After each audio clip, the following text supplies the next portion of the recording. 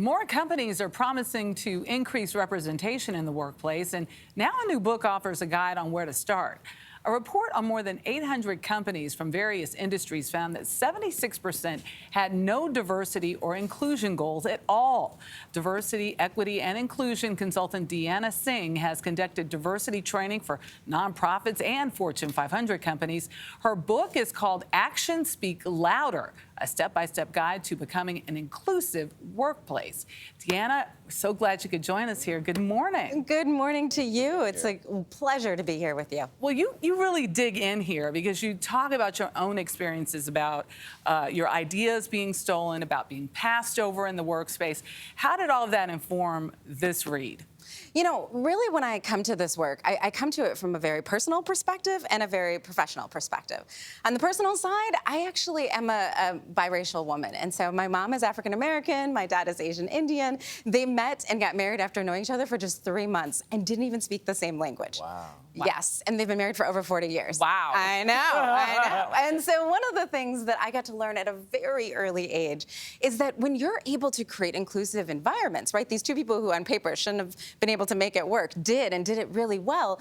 You can create so many amazing things. So from a personal perspective, I've got to watch that my entire life. But I've also seen in the professional world how that same idea sometimes doesn't really translate, right? When you are a person from a marginalized community and being a woman of color and walking into spaces where I had leadership roles and just feeling like I wasn't seen. Right? My ideas weren't as valued. I couldn't really get to where I knew I should be or where I was hoping to get to or as fast as I should have been able to. And so I think it was really the tug of knowing on the personal side, what can happen and the possibilities. And the professional side, just seeing that people were being held back from really fully thriving, understanding that, oh, if we could just do this, right? If we could just get people to start thinking about their workplaces more inclusively, people could thrive. Yeah. But speaking about not being seen, I was really struck by that data point in the introduction about how most companies, 76%, have no inclusion or diversity goals. You can't improve on something that you're not tracking. Right. You don't acknowledge. So, Right. I guess the best read of what they're doing is they're just trying to be fair to everyone and letting the chips fall where they may. But, what holds a company back from setting goals and then holding themselves accountable? You know, I think there's a lot of fear in this space, and unfortunately what we've done is we've kind of moralized, the conversation around diversity, equity, and inclusion. If you are a person who understands it, you're a good person. And if you're somebody who doesn't, you're a bad person. And what's unfortunate about that is that what it does is it takes us away from being able to have a conversation about this being just another skill, right? If you're a good leader, you know how to create an inclusive environment. It's the same kind of thing that we would look at for any other skill set. And it's unfortunate that we've done it that way. And I think because we have moralized it, people are afraid, right? They're afraid to have the conversation. They're afraid to get into the conversation.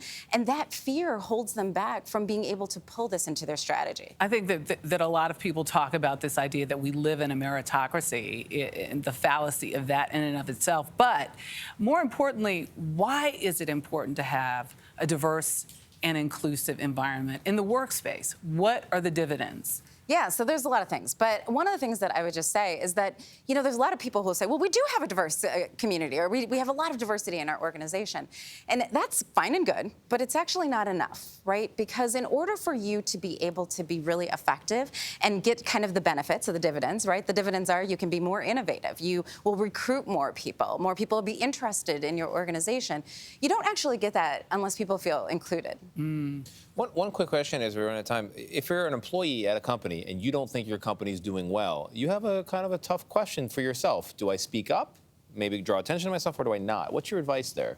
My first piece of advice is read the book, because what I tried to do in Actions Speak Louder is really make sure that there were tangible things that no matter where you sat in the organization, whether you were the leader of the organization or whether you were working in the company, whether you just started or been there for 50 years, right, that everybody could take some of the tidbits there and use them to move forward. Deanna Singh, step one, read the book. Read the book. Actions Speak Louder on sale right now. We'll be right back. Thank you.